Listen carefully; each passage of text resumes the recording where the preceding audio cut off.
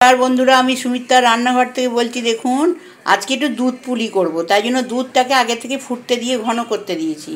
আর দেখুন, এই পিঠে তৈরি করেছি সেদ্ধ পুলি, এতে ঢালবো বলে।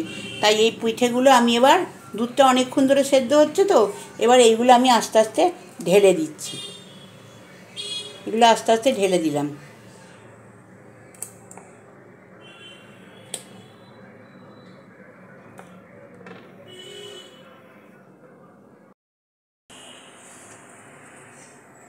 দেখুন বন্ধুরা, এখানে সব পিঠেগুলো দেখতে পাচ্ছেন দিয়ে দিয়েছি। সব পিঠেগুলো দিয়ে দিয়েছি। এবার এতে একটুখানি আমি খোয়া ক্ষীর, একটু খোয়া এতে দিয়ে দেবো। একটু খোয়া দিয়ে দিলাম, আর দিয়ে দেবো গুড়।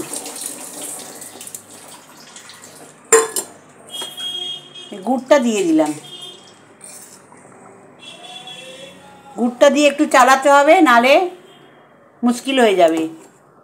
তাই এটা করে আপনাদেরকে আমি দেখাচ্ছি। দেখুন বন্ধুরা, এই পিঠের রেসিপিটা দেখলেন, দুধ পুলিটা দেখলেন। এই রেসিপিটা যদি আপনাদের ভালো লেগে থাকে, আপনারা আমায় সাবস্ক্রাইব করবেন, সাইডে থাকা বেলটা দাবিয়ে দেবেন, লাইক করবেন, শেয়ার করবেন, কমেন্টে অতি অবশ্যই লিখবেন। আমি সুমিত্রার রান্নাঘর থেকেই বললাম।